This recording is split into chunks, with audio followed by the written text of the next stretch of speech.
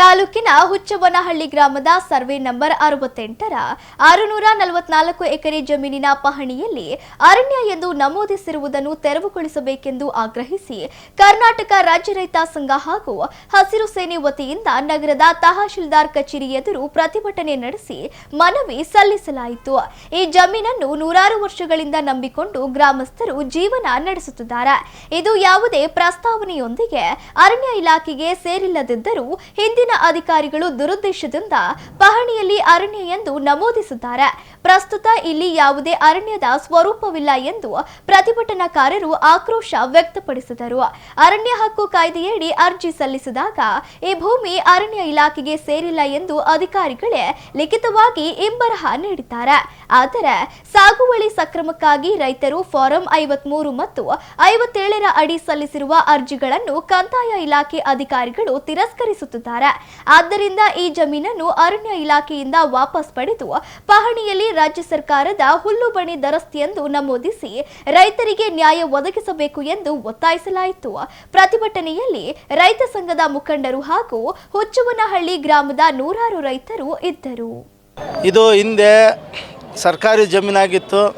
ಯಾರೋ ದುರುದ್ದೇಶಪೂರ್ವಕವಾಗಿ ಅಧಿಕಾರಿಗಳು ಅರಣ್ಯ ಅಂತ ಬರೀ ಕೈ ಬರವಣಿಗೆಯಲ್ಲಿ ಬರೆದಿದ್ರು. ಅದು ಬರೆದಿರೋದ್ರಿಂದ ಈಗ ಕಂಪ್ಯೂಟರ್ ಪಾಣಿಯಲ್ಲೂ ಸಹ ಅರಣ್ಯ ಅಂತ ಬರ್ತಾಯಿದೆ. ನಾವು ಸುಮಾರು ನೂರಾರು ವರ್ಷಗಳಿಂದ ಅಜ್ಜ ಮುತ್ತಜ್ಜನ ಕಾಲದಿಂದ ಆ ಜಮೀನನ್ನು ಸಾಗುವಳಿ ಮಾಡ್ಕೊಂಡು ಜೀವನ ಮಾಡ್ತಾಯಿದ್ದೀವಿ. ಈಗ ಅರಣ್ಯ ಅಂತ ಬಂದಿರೋದ್ರಿಂದ ಫಾರೆಸ್ಟ್ ಆ್ಯಕ್ಟಲ್ಲಿ ಅರ್ಜಿ ಹಾಕಿದ್ರು ಸಹ ನಮಗೆ ಜಮೀನು ಸಿಗ್ತಾಯಿಲ್ಲ. ಯಾವುದೇ ಫಾರೆಸ್ಟ್ ನೇಚರ್ ಇಲ್ಲ ಆ ಜಾಗದಲ್ಲಿ. ಸಂಪೂರ್ಣವಾಗಿ ಸಮತಟ್ಟಾದ ನೆಲ ಆಗಿರೋದ್ರಿಂದ ಅಲ್ಲಿ ಫಾರೆಸ್ಟ್ ಅನ್ನೋ ಒಂದು ಯಾವುದೇ ಕುರುವು ಇರೋದಿಲ್ಲ.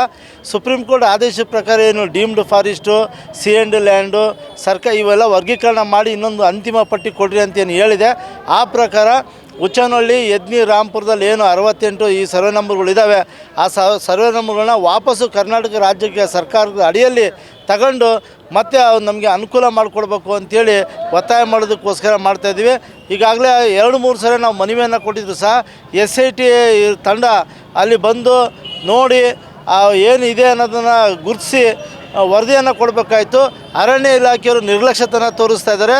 ಅರಣ್ಯ ಇಲಾಖೆಗೆ ಫಾರೆಸ್ಟ್ ಆ್ಯಕ್ಟಲ್ಲಿ ಅರ್ಜಿ ಹಾಕಿದರೆ ಇದು ಅರಣ್ಯ ಇಲಾಖೆಗೆ ಸಂಬಂಧಪಟ್ಟಿಲ್ಲ ಅಂತೇಳಿ ಇಂಬರವನ್ನು ಕೊಡ್ತಾರೆ. ಮತ್ತು ಈಗ ನೋಡಿದರೆ ಬಂದು ಅವರು ಅರಣ್ಯ ಇಲಾಖೆಗೆ ಸೇರಿಲ್ಲ ಅಂತ ಹೇಳಕ್ಕೆ ರೆಡಿ ಇಲ್ಲ.